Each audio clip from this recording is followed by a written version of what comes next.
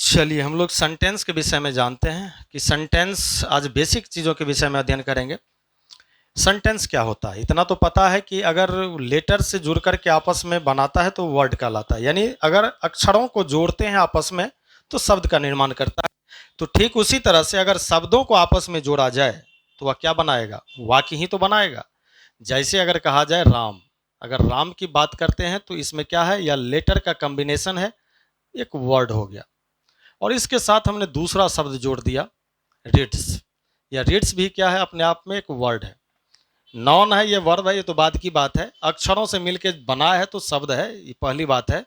तो इन दोनों को आपस में अगर हम जोड़ें तो यह क्या करेगा, राम रीड्स, ये बना देगा।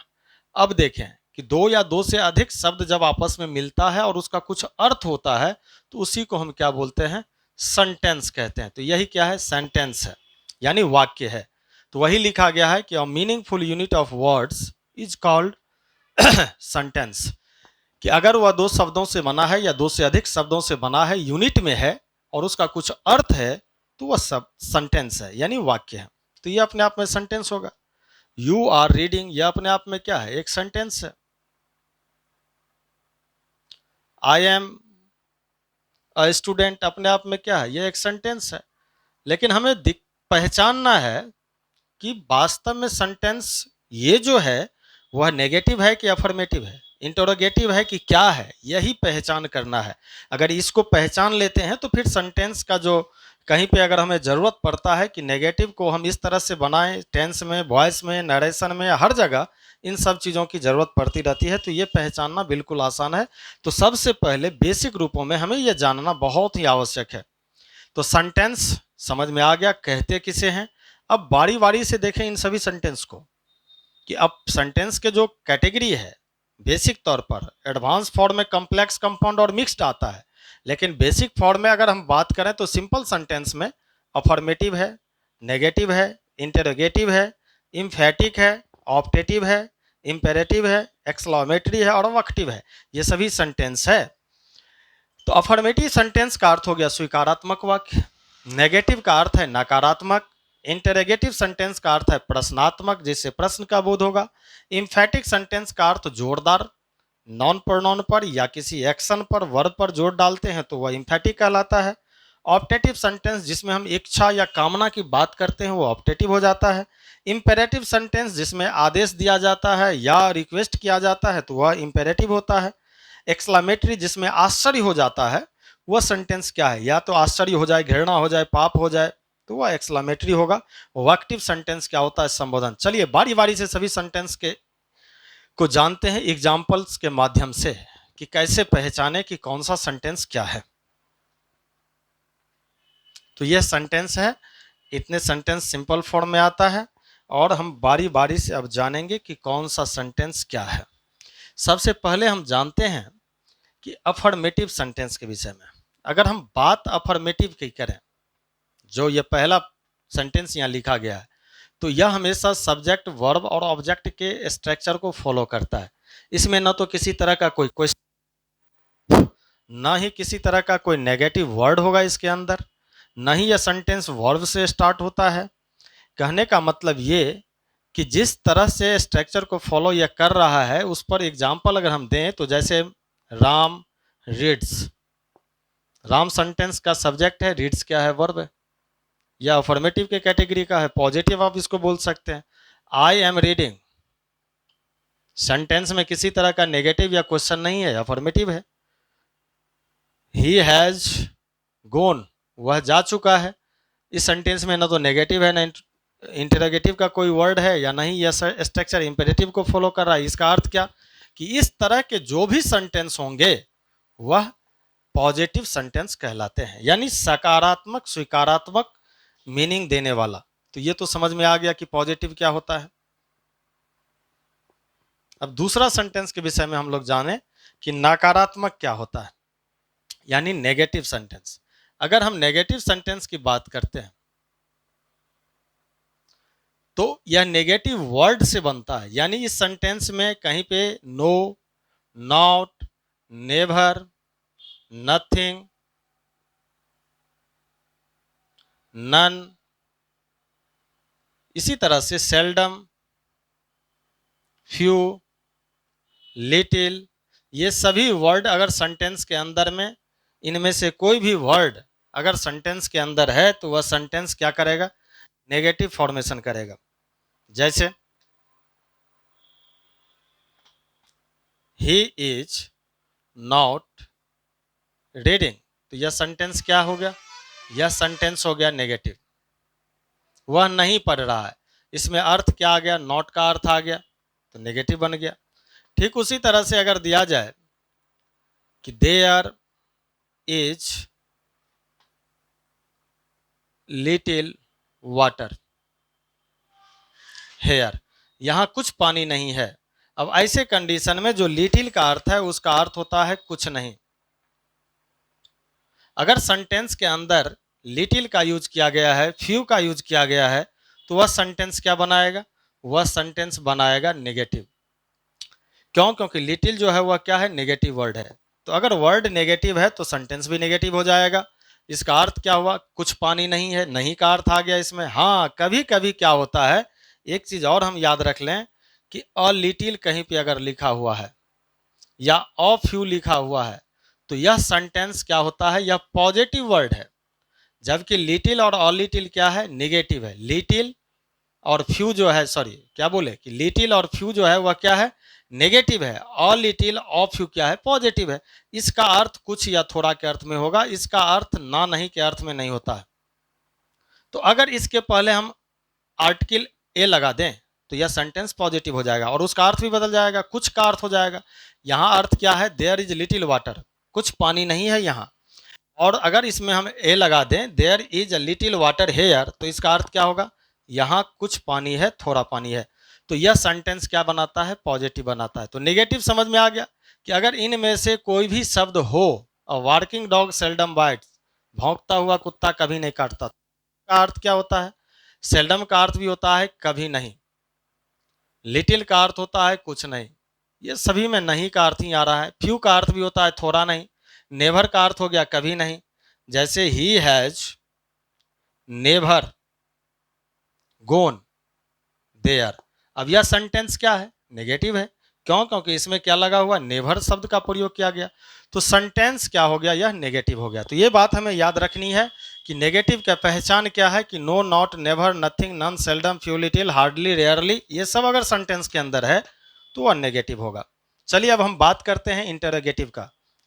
बहुत कम शब्दों में मैं समझाने की कोशिश करूंगा क्योंकि बेसिक चीज मैं बता रहा हूं, यह कोई बहुत बड़ी बात नहीं है जिसके लिए बहुत एडवांस स्तर से हमको समझाना पड़े। उम्मीद करते हैं कि यह कम शब्दों में ही समझ में आया जा सकता है। अब जो अगला सेंटेंस है वह है क्या है, इंटरोगेटिव सेंटेंस। चलिए आप इसका स्क्रीनशॉट लें, उसके बाद मैं आगे बढ़ूं।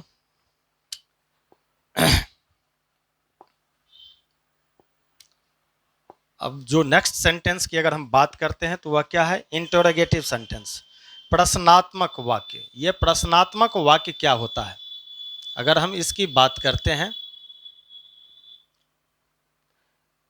इंटरोगेटिव सेंटेंस का, तो यह इंटरोगेटिव सेंटेंस होता क्या है इसके विषय में भी जान लें। जिस सेंटेंस से प्रश्न पूछा जाता है, जैसे आपसे पूछा जाए कि आपका नाम क्या है, आप कहाँ रहते हैं, आप क्या करते हैं, वह कहाँ जाता है, ये सभी सेंटेंस में क्या आया, आया। इसकी एक पहचान है कि सेंटेंस के लास्ट में, हेलो, सेंटेंस के लास्ट में देखेंगे हम लोग कि साइन ऑफ इंट्रोगेशन लगा रहता है, यानी क्वेश्चन मार्क लगा रहता है। तो यह सेंटेंस की पहचान हो गया कि सेंटेंस के अंत में क्या होगा, क्वेश्चन मार्क का यूज किया गया होगा, वह सेंटेंस इंटरोगेटिव होगा। अब इंटरोगेटिव को हम दो फॉर्म में देखते हैं। एक फॉर्म कौन सा है, एक आता है yes no question, yes no जिसका आंसर हो सके यस नो में, और एक आता है कॉजेज, यानी जिसमें हम कारण बता करके दें। जैसे अगर कोई पूछता है कि क्या आप पढ़ते हैं, तो क्या आप पढ़ते हैं, इसमें अगर बात की जाए कि क्या आप पढ़ते हैं, तो इसका उत्तर हम हाँ या ना में दे सकते हैं। तो यह यस नो क्वेश्चन हो गया, इसमें डब्ल्यू एच क्वेश्चन नहीं होगा। और कॉजेज क्वेश्चन जो होता है उसमें डब्ल्यू एच क्वेश्चन आता है, जैसे व्हाट, व्हाई, व्हिच, वेयर, मैंने इसके लिए अलग से सभी सेंटेंस का अलग अलग से पार्ट्स बना हुआ है, उसमें आप जा करके देख सकते हैं। यहाँ पे मुझे सिर्फ एग्जाम्पल के माध्यम से समझना है। तो कॉजेज, इसका मतलब कि जिसमें कारण बता करके देना पड़े उसमें, इसमें कोई कारण नहीं। क्या आप पढ़ते हैं? तो इसका उत्तर दो ही हो सकता है, अगर पढ़ते हैं तो यस, नहीं पढ़ते हैं तो नो। तो जब यस नो वाला क्वेश्चन होता है तो वह हेल्पिंग वर्ब से शुरू होता है, यह हेल्पिंग वर्ब से शुरू होगा। हेल्पिंग वर्ब का मतलब क्या कि is, are, am, do, does, did, ये जो सेंटेंस में है हेल्पिंग, उस तरह से 24 फ्रेंड्स ऑफ नॉट में से कोई भी आ सकता है। तो क्या आप पढ़ते हैं? इस सेंटेंस में देख रहे हैं कि आप पढ़ते हैं के लिए क्या बनाते हैं, यू रीड। और जब सेंटेंस में कोई हेल्पिंग वर्ब नहीं होता तो अपने तरफ से रखना पड़ता है सिंपल प्रेजेंट में डू या डज, और यू के साथ लगेगा डू, तो यहाँ पे हो जाएगा डू यू रीड। अब यह जो सेंटेंस है इंटेरोगेटिव का है। अगर कहीं पे ऐसा सेंटेंस लिखा रहे तो आप डायरेक्ट बोलें कि वह इंटेरोगेटिव में है। अगर यहीं पे रहेगा क्वेश्चन बताना कि आप क्या पढ़ते हैं, आप क्या पढ़ते हैं, आप क्या पढ़ते हैं। अब यह सेंटेंस में देखें कि क्या क्या हो गया, क्वेश्चन नहीं बता, आंसर इसका यस या नो में नहीं होगा। यह क्या क्वेश्चन वाला वर्ड हो गया, यानी डब्ल्यू एच वाला वर्ड हो गया। अब कारण बताना पड़ेगा आपको, यहाँ पे आप यस या नो नहीं कह सकते, न तो यस बोल सकते हैं न नो। तब जब कारण बताना पड़े तो डब्ल्यू एच क्वेश्चन वर्ड से स्टार्ट होता है। अब इस डब्ल्यू एच क्वेश्चन वर्ड का अर्थ होगा व्हाट, और बाकी जो आपने बनाया डू यू रीड। खैर ये बना कैसे, ये अलग बात है, अलग मैटर है, लेकिन साइन ऑफ इंट्रोगेशन से जुड़ा है। और इस टाइप का अगर सेंटेंस है तो वह इंटरोगेटिव है।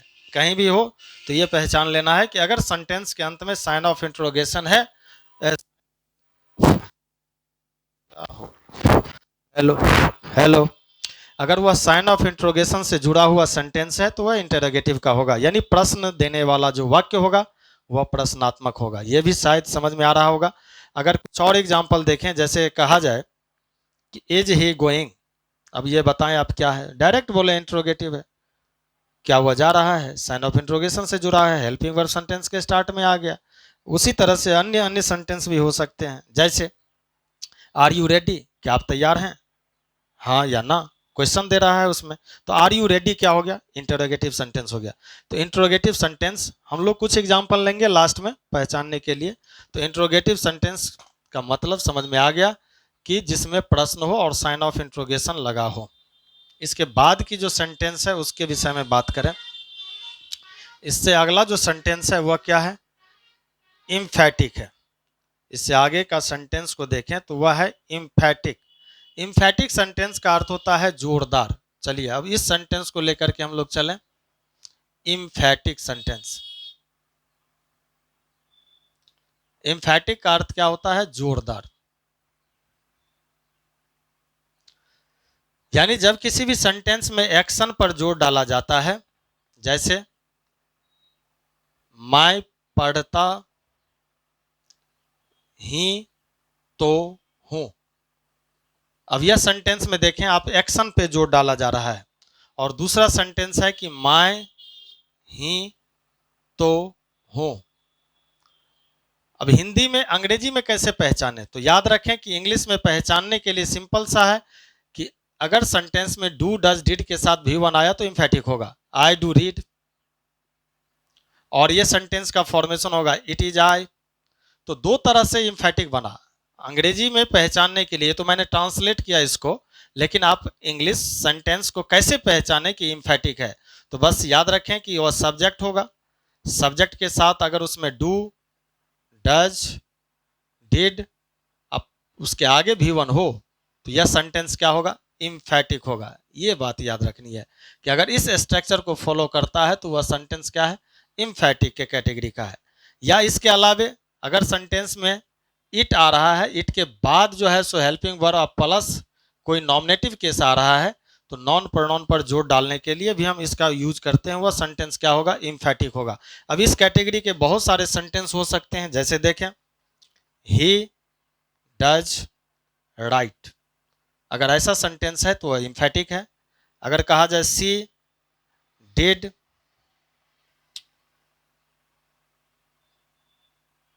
Right a letter,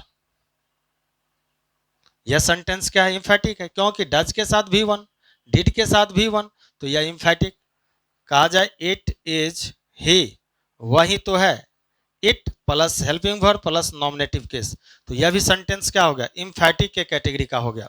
he does right, वह लिखता ही तो है, ही राइट्स का अर्थ क्या, वह लिखता है, और ही डज राइट का अर्थ क्या, वह लिखता ही तो है। She did write a letter, she wrote का अर्थ क्या, वह लिखी, और सी डिड रोट का अर्थ क्या, सी डिड राइट का अर्थ क्या, कि वह लिखी ही तो थी। तो इस सेंटेंस में हम देखते हैं कि डू डज डिड के साथ क्या होता है, हमेशा V1 का यूज होता है, इसलिए V1 हुआ, लेकिन यह पास्ट में है। तो सी डिड राइट अ लेटर का अर्थ क्या हुआ, कि वह पत्र लिखी ही तो थी, तो जोड़ डाला, इम्फैटिक हो गया। तो इम्फैटिक सेंटेंस को हम इस तरह से पहचान सकते हैं। अगला जो सेंटेंस है वह है ऑप्टेटिव सेंटेंस। चलिए अब नेक्स्ट सेंटेंस के विषय में हम लोग जाने कि ऑप्टेटिव सेंटेंस क्या होता है। आप पहचान लेंगे, पहचान ये याद रखना है या ये याद रखना है इम्फैटिक के लिए। अब नेक्स्ट सेंटेंस के विषय में बात करें तो नेक्स्ट सेंटेंस कौन सा है हमारा, इम्फैटिक। देखते हैं, इम्फैटिक सेंटेंस तो हो गया, अब आगे हम बात करेंगे इसमें ऑप्टेटिव सेंटेंस के विषय में। चलिए ऑप्टेटिव सेंटेंस क्या होता है। ऑप्टेटिव, अगर सेंटेंस में इच्छा, कामना, प्रार्थना, यानी विश हो, प्रे हो, ये मीनिंग देने वाला हो, विश, प्रे, या अभिशाप का भी मीनिंग हो, कर्ज का भी मीनिंग हो, तो ऐसे कंडीशन में हम उसको क्या बोलते हैं, ऑप्टेटिव कहते हैं। इसकी एक पहचान है, हेलो, इसकी एक पहचान है,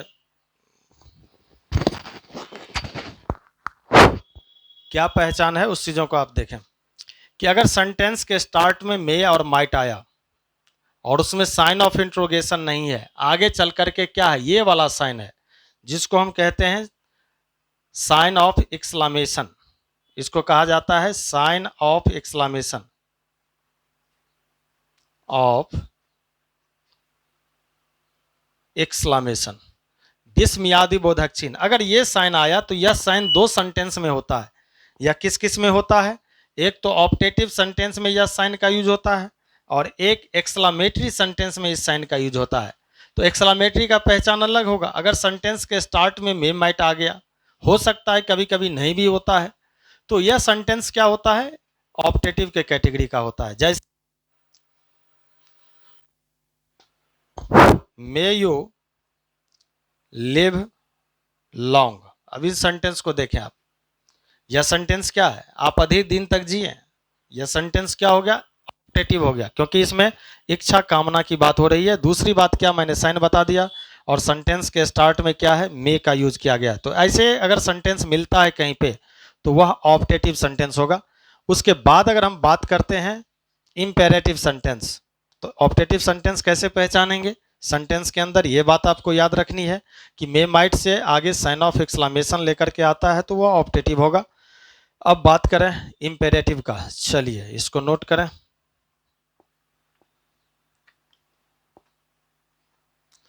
अब हम देखते हैं इंपेरेटिव सेंटेंस। इंपेरेटिव सेंटेंस का अर्थ होता है आदेशात्मक। इंपेरेटिव में क्या होगा, या तो ऑर्डर की बात होगी, या रिक्वेस्ट की बात होगी, या एडवाइस की बात की जाएगी, तो ये सभी सेंटेंस क्या कहलाएगा, इंपेरेटिव। इसकी पहचान आप याद रखें कि यह सेंटेंस किससे शुरू होगा, V1 से शुरू होगा, या सेंटेंस में शुरू में क्या हो सकता है, डोंट, उसके बाद V1 हो सकता है, या सेंटेंस के अंदर क्या होगा, सेंटेंस में प्लीज काइंडली कहीं पे लिखा हो, सेंटेंस में क्या हो, प्लीज या काइंडली शब्द का प्रयोग किया गया हो, तो भी वह किस कैटेगरी का होगा, इंपेरेटिव का ही होगा। और आगे देखें लेकिन याद रखना है कि V1 से शुरू होना चाहिए, तब ऐसा नहीं कि शुड वाले में प्लीज लगा दें और उसके पहले सब्जेक्ट हो, इसमें सब्जेक्ट नहीं रहता है, ये बात याद रखना है कि इंपेरेटिव सेंटेंस में सब्जेक्ट का इंडिकेशन नहीं होता है। उसके अलावे अगर सेंटेंस के स्टार्ट में क्या हो, एडवर्ब हो, उसके बाद वर्ब हो, सब्जेक्ट लेकिन ना हो, ये बात याद रखें। जैसे देखें, ओपन द डोर, दरवाजा खोलो, इस सेंटेंस में ओपन क्या है, V1 है। दरवाजा खोलो, क्या कर रहे हैं, आदेश दे रहे हैं। यह sentence imperative. Bring a glass of water. अब इस सेंटेंस में क्या है, ब्रिंग सेंटेंस का V1 है, यह क्या है, इंपेरेटिव है। इसी तरह से बहुत सारे हो सकता है, इसमें प्लीज भी लगा दें आप, ओपन द डोर प्लीज, तो यहाँ पे यह क्या हो जाएगा, इंपेरेटिव के कैटेगरी का हो जाएगा। तो इंपेरेटिव सेंटेंस के लिए हमें यूज करना है, तो ये बात हमें याद रखनी है कि वह सेंटेंस V1 से शुरू होता हो। अगर ऐसे ही कहा जाए, always speak the truth, always speak the truth, हमेशा सत्य बोलो, तो ये भी सेंटेंस क्या है, इंपेरेटिव के कैटेगरी। तो अगर ऐसा सेंटेंस कहीं मिलता है आपको, तो उसे आप इंपेरेटिव समझे। जैसे कहा जाए, डोंट मेक अ नॉइज, हल्ला मत करो, तो ये सभी सेंटेंस किस कैटेगरी के होंगे, इंपेरेटिव के होंगे। तो आप पहचान लेंगे आसानी से कि कौन सा सेंटेंस इंपेरेटिव है। अब बात करते हैं हम एक्सक्लामेटरी सेंटेंस का। चलें इस क्रम को आगे बढ़ाते हुए एक्सक्लामेटरी सेंटेंस के विषय में देखें।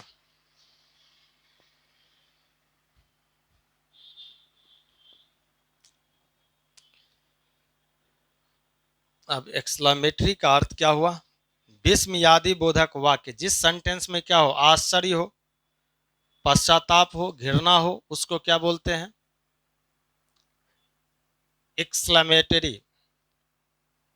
अब इस सेंटेंस में क्या हो सकता है, आश्चर्य की बोध हो सकती है, पश्चाताप हो सकता है सेंटेंस के अर्थ के अंत में, मीनिंग के अंदर।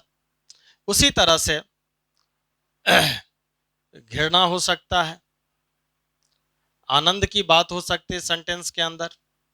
यानी अगर सरप्राइज की बात है, वंडर की बात है, रिगल्ट है, उसके बाद अगर जॉय की बात है, तो वह सेंटेंस क्या होगा, एक्सक्लामेटरी। ऐसे सेंटेंस में भी साइन ऑफ एक्सक्लामेशन ही रहता है अंत में। लेकिन इन सेंटेंस में जैसे हुर्रे, ये जो शब्द है यह एक्सक्लामेशन देने वाला वर्ड है। उसी तरह से फाई फाई, ये शब्द क्या है, ओह, ओ, आ, ये सभी शब्द क्या है, एक्सक्लामेशन वाला है। इसलिए ये अगर सेंटेंस के अंदर लगा हुआ है तो समझ जाएंगे। जैसे व्हाट और हाउ भी यूज होता है एक्सक्लामेटरी वर्ड में। जैसे कहा जाए कि व्हाट ऑफ फ्लावर, अब यह क्वेश्चन नहीं दे रहा है, यह क्वेश्चन का काम नहीं कर रहा है, बल्कि आश्चर्य बता रहा है, क्या फूल है। अब क्या फूल है, इसमें आज तक उसने ऐसा फूल देखा ही नहीं, इसलिए यह एक्सक्लामेटरी सेंटेंस के उदाहरण के अर्थ में चला आएगा। जैसे कहा जाएगा, hurray we have on the match, तो ये सेंटेंस क्या हो जाएगा, एक्सक्लामेटरी हो जाएगा। क्यों, क्योंकि इस सेंटेंस में एक्सक्लामेशन वाला वर्ड है। तो ओ आह, या इस सेंटेंस में जो आश्चर्य, घृणा, पश्चाताप ये सब हो, तो ऐसे सेंटेंस को हम बोलते हैं एक्सक्लामेटरी। और लास्ट में बच गया कौन सा सेंटेंस, वोकेटिव सेंटेंस, इसको भी जान लेते हैं। चलिए इसको नोट कर लें आप।